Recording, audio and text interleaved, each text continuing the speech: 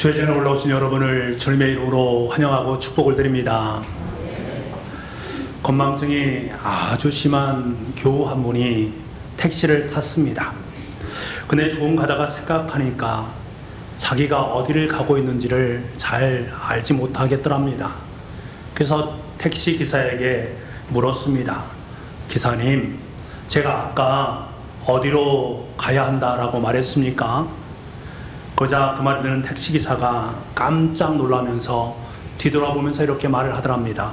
아니 손님, 언제 제 차에 타셨습니까? 이렇게 말하더랍니다. 한술 더 뜨는 건망증이 있는 기사분의 모습을 보는 것들이지요. 저도 때때로 건망증이 있는 것 같습니다. 한쪽에 핸드폰을 들고 있으면서 내 핸드폰 어디 있지? 라고 찾을 때가 있습니다. 지난밤에 분명히 주차를 해두었는데 새벽 예배기를 드리기 위해서 나올 때에 차가 어디 있는가 한참 동안 서성거린 적도 있었습니다. 사람은 누군가에게 이런 건망증의 모습이 있는 것 같습니다. 그런데 일상에서의 건망증뿐만 아니라 우리의 영적인 부분에서도 건망증이 있다라는 사실입니다. 영적 건망증에 걸린 그리스도인들이 참 많아 보입니다. 잊어야 할 것을 잊지 못하고 잊지 말아야 될 것을 잊는 모습을 볼 때가 있습니다.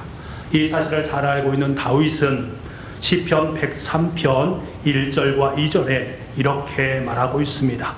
우리 함께 이 말씀을 읽어보겠습니다. 시작. 내 영혼아 여호와를 송축하라. 내 속에 있는 것들아 다 그의 거룩한 이름을 송축하라. 내 영혼아 여호와를 송축하며 그 모든 은택을 잊지 말지어다. 아멘. 다윗은 자신의 영혼을 향해서 외칩니다.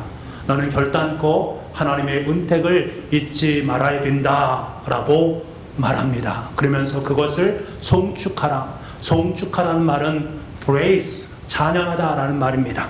다시 말하면 다윗은 자신의 영혼을 향해서 절대로 건망증에 걸리지 말아라. 너는 결단코 잊지 말아야 될 것이 있으니 그것은 바로 하나님께서 너의 삶 가운데 베풀어 주신 은택이다 라고 말합니다. 이것을 잊지 않는 성도는 항상 영혼으로부터 우러나오는 감사 찬송을 하나님께 올려드릴 수 있다라고 말을 합니다. 사랑하는 여러분, 우리는 하나님께서 우리에게 베풀어 주신 은혜, 은택을 결단코 잊지 말아야 됩니다. 우리 일상에서 다른 여러 가지 것들이 있지만 그 모든 것은 다 잃어버려도 괜찮습니다. 하지만 하나님께서 나에게 베풀어 주신 하나님의 은혜와 사랑은 결단코 잊지 말아야 됩니다. 이것을 잊게 되어진다면 우리의 영혼은 하나님을 향한 감사의 찬양을 잃어버리게 되어 있습니다. 그러면 내 영혼은 에스겔 골짜기의 마른 뼈와도 같은 감사도 없고 찬양도 없는 그러한 인생으로 전락될 수가 있습니다. 그 심령 속에 어찌 하나님에 대한 감사의 찬송, 감사의 고백을 할 수 있겠습니까?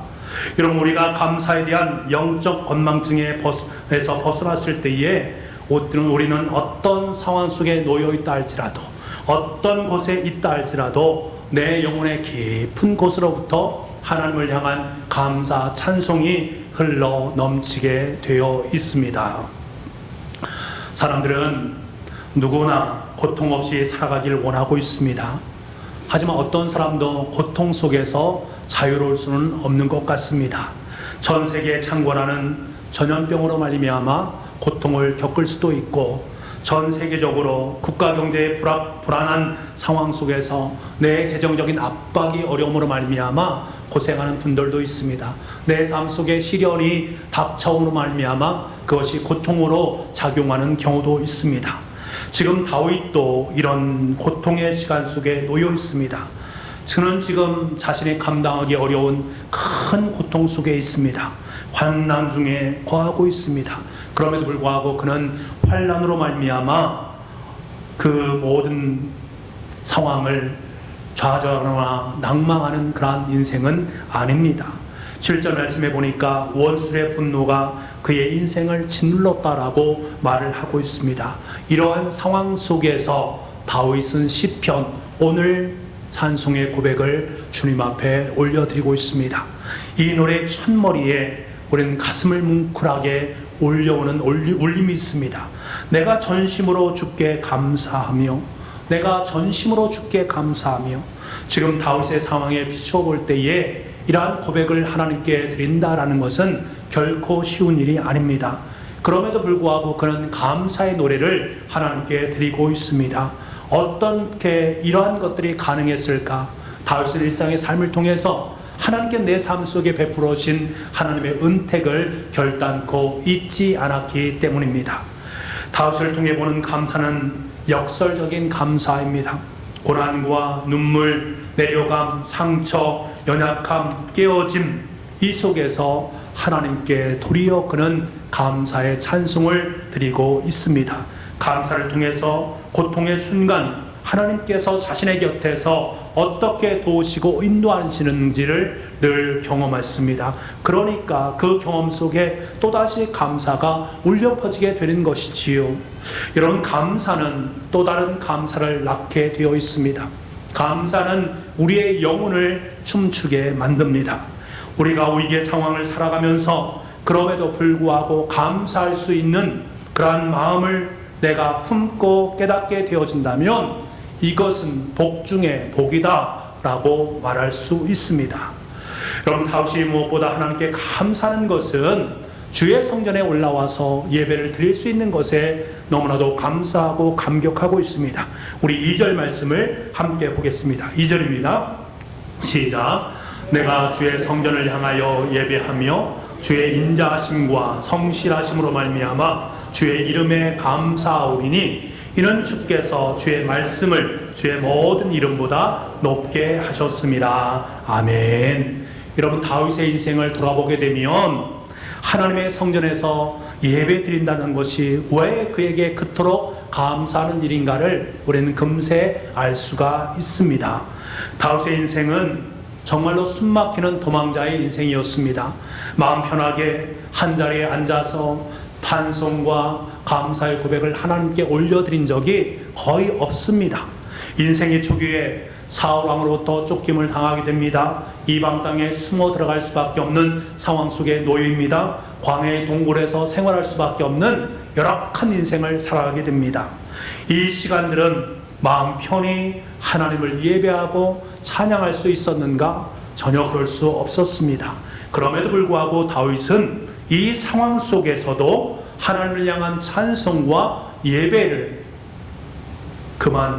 결코 잊지 않았습니다. 계속해서 하나님을 예배했습니다. 다윗의 시편들을 들여다보십시오. 그가 얼마나 치열하게 하나님 앞에서 예배하고 있는지를 우리는 금세 알 수가 있습니다. 사울왕에게 쫓김을 당함으로 말미암아 유대 광야에 이르렀을 때에 그는 이렇게 고백을 합니다. 유대 광야 한복판에서 그는 이렇게 고백하고 예배하고 있습니다. 시편 63편 2절에서부터 4절까지의 말씀입니다. 같이 한번 읽어보겠습니다. 시작. 내가 주의 권능과 영광을 보기 위하여 이와 같이 성소에서 주를 바라보았나이다. 주의 인자하심이 생명보다 나음으로 내 입술이 주를 찬양할 것이라. 이러므로 나의 평생에 주를 송축하며 주의 이름으로 말미암아 나의 손을 들리이다. 아멘. 아무것도 살아갈 수 없는 유다 한복판에서 사울왕으로부터 쫓김을 당하는 유대의 광야 한복판에서 다윗은 두 손을 높이 들었습니다. 그리고 하나님을 예배하고 하나님을 찬양하고 있습니다. 다윗에게 있어서 이 유대 광야는 바로 예배의 장소였습니다. 어디 분이겠습니까? 우리 한 번은 다윗이 사울왕을 통해 사울왕을 피해서 굴 속으로 숨어서 들어간 적이 있습니다. 굴 밖에는 사울의 병사들이 자신을 쫓고 있는 상황 속에 있습니다. 더 이상 도망갈 수 있는 길은 없습니다. 진퇴양난입니다. 죽음을 앞에 놓은 형국이었습니다. 그가 이 속에서 어떻게 행동을 하고 있는가? 시편 57편 7절과 9절 말씀, 또 이 말씀은 우리 함께 읽어보겠습니다. 같이 읽겠습니다. 시작. 하나님이여, 내 마음이 확정되었고 내 마음이 확정되었사오니 내가 노래하고 내가 찬송하리이다. 주여, 내가 만민 중에서 주께 감사하며 문나라 중에서 주를 찬송하리이다. 아멘. 여러분, 대단한 믿음 아닙니까? 여기서 마음이 확정되었다라는 말은 자신이 머물고 있는 그 동굴 안에 하나님을 향해서 두 기둥을 세웠다. 다시 말하면 그 동굴 속을 하나님의 성전으로 삼고 그 속에서 지금 하나님을 예배하고 있는 모습입니다. 그러고 보면 다윗이 머물렀던 모든 곳은 그것이 고난의 장소이든 기쁨의 장소이든 늘상 하나님을 예배하는 자리로 삼았다라는 사실, 이 사실 앞에서 다윗은 전심으로 하나님께 감사를 고백할 수밖에 없었던 것입니다. 사랑하는 성도 여러분, 우리가 하나님께 감사해야 될 이유가 무엇입니까? 저와 여러분이 하나님께 감사해야 될 이유가 무엇입니까? 내가 주의 성전을 향해서 예배한다라는 이 다윗의 고백처럼 내가 오늘도 이 예배의 자리에 나와서 주님을 예배하고 있다는 이 사실 앞에 감사할 수 있기를 원합니다. 이 자리는 영광의 자리입니다. 이 자리는 은혜의 자리입니다. 이 자리는 감사의 자리입니다. 이 자리는 축복의 자리입니다. 이 자리는 기쁨의 자리입니다. 이 자리는 아무나 와서 예배를 드릴 수 있는 자리가 아닙니다. 이 자리는 오직 예수 그리스도 하나님을 내 믿음으로 고백하면서 하나님 앞에 찬송과 영광을 올려드릴 수 있는, 참된 예배를 드릴 수 있는 저와 여러분이 올 수 있는 자리입니다. 여러분, 우리가 하나님을 예배하는 것 자체가 영광 중에 영광입니다. 하나님을 예배할 수 있다는 이 사실 앞에 감사의 고백을 올려드릴 수 있는 저와 여러분 될 수 있기를 간절히 소망합니다. 사실 우리는 하나님께 예배를 드리면서도 예배를 드릴 수 있는 것에 대해서 감사하는 마음을 품기가 어려울 때가 참 많습니다.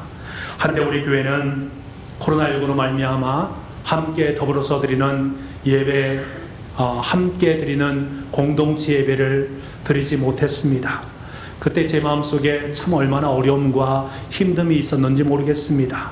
물론 우리 한 사람 한 사람은 하나님의 성전입니다만 함께 모여드리는 공동체 예배의 부재로 말미암아 마음이 너무나 답답했습니다. 하지만 지금 다시 함께 모여서 이렇게 예배를 드릴 수 있다는 것, 이것이 얼마나 큰 하나님의 은혜인가를 날마다 깨닫고 있습니다. 이 코로나19 시간을 통해서 함께 드리는 믿음의 공동체 예배가 얼마나 귀하고 얼마나 소중하고 얼마나 아름다운 것인가, 영혼에 깊숙이 해서 깨닫고 또 깨닫게 되어집니다. 이것을 깨닫게 되어지면 우리가 어찌 하나님 앞에 감사의 노래를 부르지 않을 수 있겠습니까?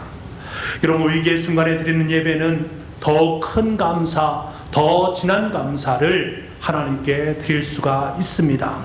다윗이 도저히 예배를 드릴 수 없는 상황 속에서 마음의 성전 기둥을 삼고 그 속에서 하나님을 예배하고 하나님께 감사한다는 것은 일상 속에서 누려지는 감사와 예배가 아니다라는 거예요. 마음껏 찬양하지 못하고 마음껏 부르짖지 못하는 그곳에서 영혼을 통해서 찬양하고 기도하는 그 자리가 얼마나 귀하고 소중한 자리겠습니까? 위기의 순간에 하나님을 향한 예배 속에 더 큰 감사가 넘쳐나지 않겠습니까? 그래서 다윗은요, 일반적으로 감사하는 것이 아니라 뭐라고 고백합니까? 전심으로 주께 감사한다.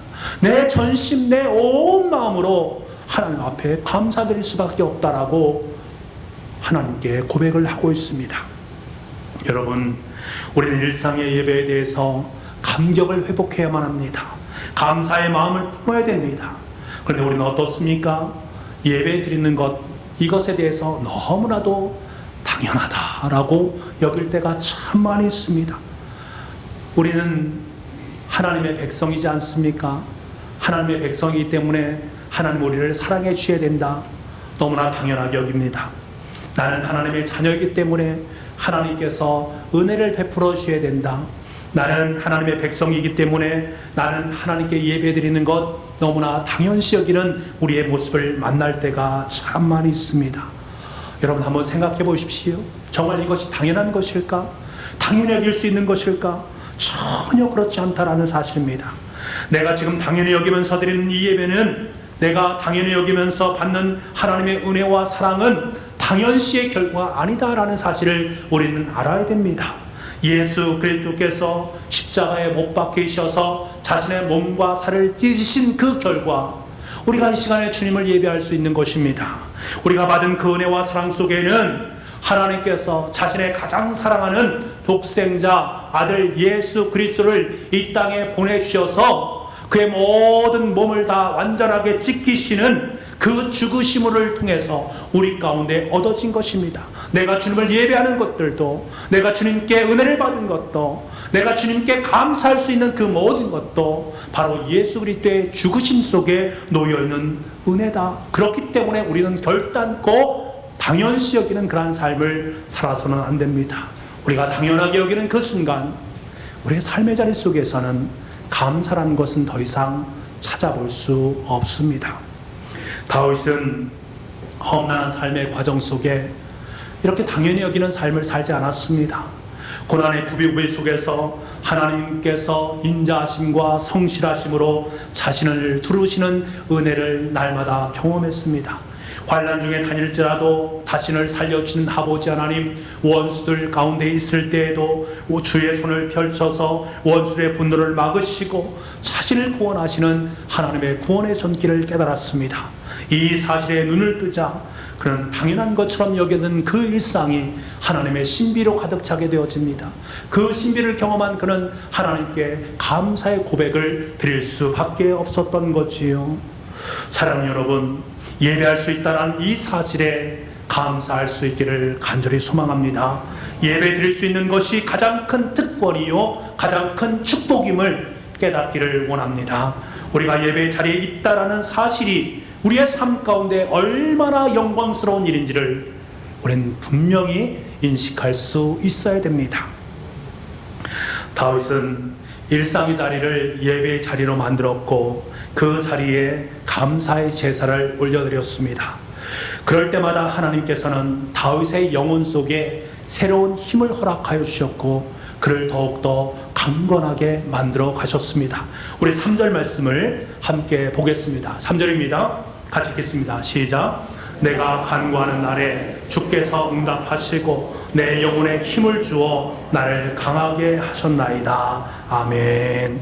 다윗은 장인 사울 왕이 자신을 죽이기 위해서 추격하는 그 삶, 그 자리 속에 있을 때에 얼마나 힘이 들고 얼마나 고단하고 얼마나 답답하고 암담한 삶을 살았겠습니까? 좌절할 수밖에 없는 상황 속에 있지 않았겠습니까? 하지만 그는 결단코 좌절하지 않았습니다. 왜 그럴까? 하나님께서 그때그때마다 그의 삶 속에 허락하신 영혼의 힘 때문에 그렇습니다. 우리가 시편 18편 말씀을 보게 되면 다윗은 모든 원수의 손에서와 사울의 손에서 묶여있는 상태 속에 놓여 있었습니다. 여기서 말하는 손이라는 것은 파워, 힘을 의미하는 것 아니겠습니까? 사울과 원수의 인간적인 힘이 최대의 상황 속에 놓여 있을 때입니다.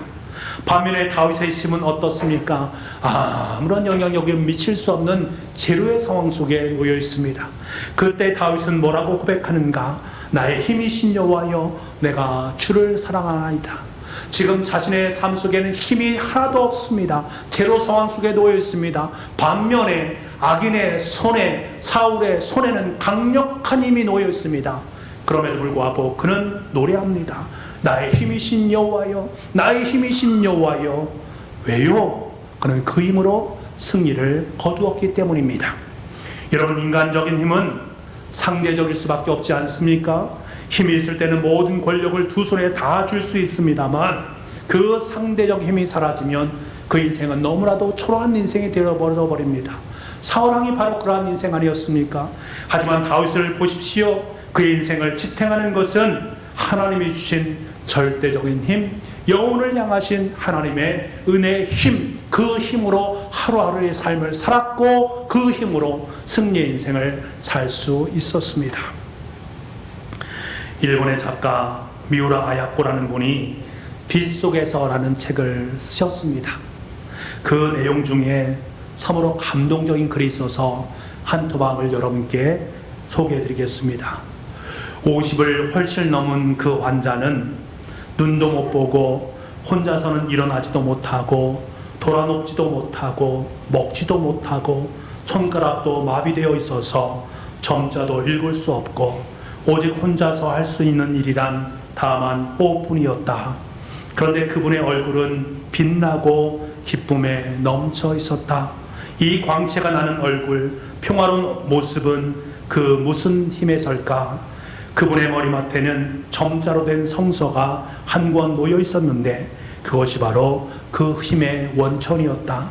그분은 손끝으로 점자 성경을 읽을 수 없으니까 자신의 혀로 성서를 거듭거듭 읽는다는 것이다. 아니, 하나님의 말씀을 혀로 빨아먹는다는 것이 그분께 대한 적절한 표현이리라. 어느 한 사람이 있었습니다. 스스로 일어날 수 있는 힘은 없습니다. 해볼 수 있는 것이라는 것은 아무것도 없습니다. 해낼 능력도 보이지 않는 절망스러운 마비 환자입니다. 답이라고는 찾아낼 실력도 없고 신음과 한숨밖에는 내뱉을 수 있는 능력이 없습니다. 대낮에도 어두워서 방황하는 눈먼 환자입니다. 하지만 그 환자의 얼굴에는 광채가 났습니다. 평화로웠습니다. 감사가 넘쳐났습니다. 왜요? 그 머리맡에는 점자로 된 성경이 있었기 때문입니다. 그 하나님의 말씀으로부터 그는 영혼의 힘을 얻었기 때문입니다. 내 영혼에 힘을 주어 나를 강하게 하셨나이다. 이 환자에게 영혼의 힘을 주는 것은 바로 하나님의 말씀, 하나님이셨습니다. 자신이 할 수 있는 것은 혀로 성경을 핥아서 한 장 한 장 넘기면서 성경을 읽는 것 외에는 아무것도 없었습니다.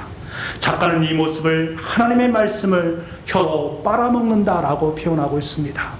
하나님의 말씀을 혀로 한 자 한 자 빨아먹으면서 영혼의 힘을 얻고 있습니다. 영혼의 힘을 얻으니까 그 삶의 자리가 감사의 자리로 변하고 환하게 하나님의 영광을 함께 맛보는 예배의 자리가 될 수 있는 것입니다. 여러분, 너무나도 감동적이지 않습니까? 여러분, 세상의 것으로 우리의 영혼에 힘을 얻을 수 있다? 아닙니다. 우리는 세상 것으로는 우리의 영혼에 힘을 얻을 수 없습니다. 우리의 영혼은 오직 하나님께서 공급하시는 힘으로만 새 힘을 얻을 수 있습니다. 예배하는 시간이 어떤 시간입니까? 우리의 영혼의 새 힘과 새 능력을 공급받는 시간인 줄 믿습니다. 그래서 우리는 이 사실을 잘 깨닫지 못하고 살아갑니다. 그렇지만 일상 속에서 그것을 깨닫지 못하기 때문에, 예배 현장 속에서 그것을 깨닫지 못하기 때문에 하나님을 향한 감사가 너무나도 부자연스러운 것입니다. 예전에 시골에 살면 안방에 콩나무 시루가 있었지 않습니까? 큰 대물을 담고 그 위에 나무를 걸친 뒤에 시루를 얹습니다. 그리고 시루 밑에 집을 깔고 콩을 그곳에 얹어 놓습니다. 그리고 나서 검은 보자기로 덮어 씌웁니다. 그리고 아침 저녁으로 지나가면서 물을 한 바가지씩 부어줍니다. 그런 물이 그대로 다 밑으로 흘러나오게 되는 모습을 보게 됩니다. 그렇게 정성을 들여서 물을 주게 되어지면 콩나물이 잘 자라납니다. 그러면 그 콩나물을 뽑아서 먹지요. 그리고 나서 또다시 물을 줍니다. 그러면 또다시 콩나물이 자라나게 되어집니다.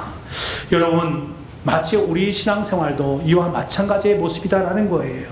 예배를 통해서 우리는 콩나물에 물을 줍니다. 기도를 통해서 콩나물에 물을 줍니다.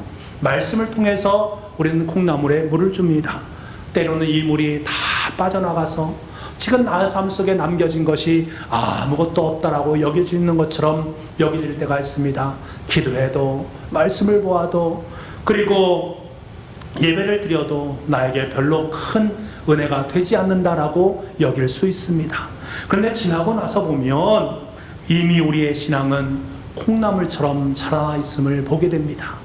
지금 여러분이 이 자리에서 예배하고 있는 것이 바로 콩나물이 자란 결과로 이 자리에 나와서 하나님을 예배하는 것 아니겠습니까?